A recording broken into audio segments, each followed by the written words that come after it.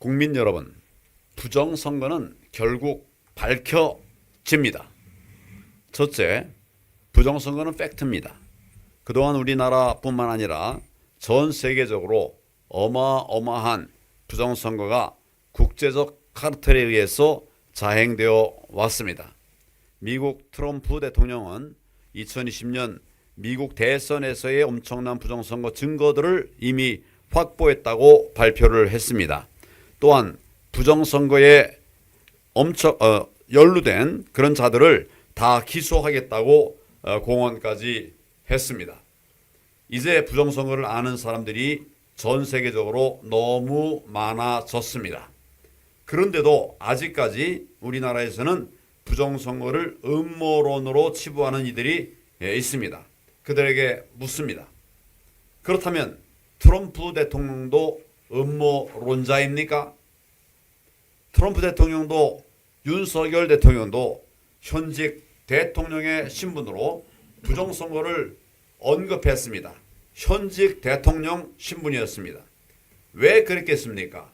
이미 정권을 잡고 대통령이 된 그런 분들이 부정선거 문제를 언급한 이유는 바로 부정선거가 팩트이기 때문입니다. 이미 너무나 많은 국민들이 부정선거에 대해 잘 알고 있습니다.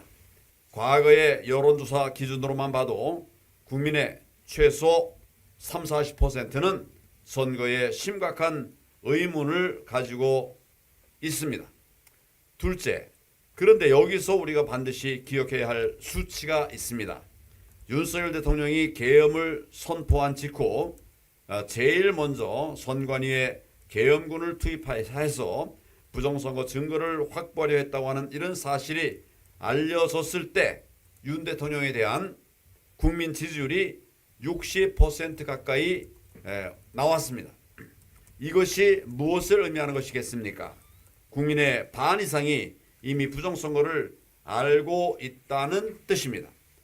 그러니 더 이상 부정선거를 숨기려 하지 마십시오. 결국 다 드러납니다. 레거시 언론은 여론을 호도해서 부정선거를 음모론으로 몰아가지 마십시오. 결국 진실 왜곡에 대한 책임을 지게 될 것이기 때문입니다. 우리나라 혼자의 힘만으로는 부정선거를 밝히는 것이 쉬운 상황이 아니게 되어버렸습니다. 윤 대통령이 부정선거를 밝히기 위해서 계엄까지 했는데 도리어 탄핵을 당한 이것만 봐도 알 수가 있는 일입니다. 부정선거 카르텔은 국내 차원이 아니라 국제적인 차원으로 바뀌었습니다. 글로벌 선거 시스템, 글로벌 기술 문제와 연결되어 있습니다. 미국이 베네수엘라의 마두로를 체포한 표면적인 이유는 마약 문제라고 하지만은 실질적인 이유는 부정선거 때문이라는 것이 중론입니다. 아메리카, 유럽의 선거 조작은 베네수엘라와 또 세르비아가, 그리고 아시아 등의 조작은 한국이 허브라는 이야기가 있습니다. 전산 조작은 거리가 문제가 아니기 때문에 베네수엘라를 중심으로 전 세계 부정선거 네트워크가 연결되었을 가능성도 있습니다. 제가 지난 9월 미국을 방문한 일이 있습니다. 당시에 베네수엘라를 중심으로 한 부정선거 네트워크가 90개국 정도가 된다는 이야기를 들었습니다. 거기에 한국을 집어넣으면 100여 개국이 넘는다, 이런 보고가 있었다는 것입니다. 지난 12월에 트럼프 대통령이 SNS에 공유한 SCIF 이것의 보고에서도 부정선거 카르텔로 언급한 나라가 100여 개국이 나왔습니다. 셋째, 미국과 한국의 부정선거 패턴은 놀라울 정도로 유사합니다. 이는 두 나라의 부정선거가 밀접한 관련이 있다는 것을 보여주는 사실입니다. 이미 트럼프 대통령이 부정선거와 관련된 나라로 한국, 우리 대한민국을 지목했습니다. 그러므로 미국이 부정선거를 밝히면 한국도 곧 부정선거의 실체가 밝혀질 것입니다. 넷째, 한미 상호 방위 조약 제6조 상호 방위 의무 이 규정을 근거로 볼 때 북한, 중국발 사이버 공격 형태의 부정선거는 동맹국에 대한 침해가 됩니다. 따라서 한국 선거 시스템이 사이버 공격을 당했다면 미국이 동맹국으로서 이 문제에 개입할 수 있다고 하는 시각이 우세합니다. 그러므로 미국이 함께 한다면 한국의 부정선거가 밝혀지는 이런 사실들은 이제 시간 문제가 됐다라고 저는 판단을 합니다.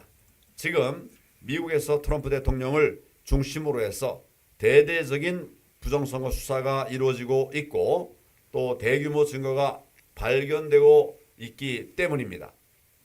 우리에겐 희망이 있습니다. 다섯째로 부정선거에 대해서 우리 신당 자유와 혁신은 말이 아닌 행동으로 싸우고 있습니다. 우리는 매주 장외 집회와 또 시위 행진을 이어가고 있고 또 끊임없이 고발, 고소 등 법률 투쟁을 진행하고 있습니다. 지난 달에는 공정하지 않은 판결 절차로 윤 대통령 관련 엉터리 선고를 내린 판사들을 미국 국무부와 재무부 그리고 유엔에 제소하기도 했습니다. 앞으로도 우리는 법을 악용한 저들의 폭거에 대해서 침묵하지 않고 가열차게 싸울 것입니다. 국민들은 우리의 가치와 용기를 알아봐 주실 것입니다. 지금은 온 국민이 깨어서 이 나라가 어디로 가고 있는지 정말 직시하고 싸워야 할 때입니다. 더 늦으면 나라가 망합니다. 기회가 오질 않습니다. 제가 앞장서겠습니다. 저는 이 싸움을 피하지 않을 것입니다. 국민 여러분, 대한민국을 함께 지키고 세워 주십시오. 함께해야 우리가 승리할 수 있습니다. 감사합니다.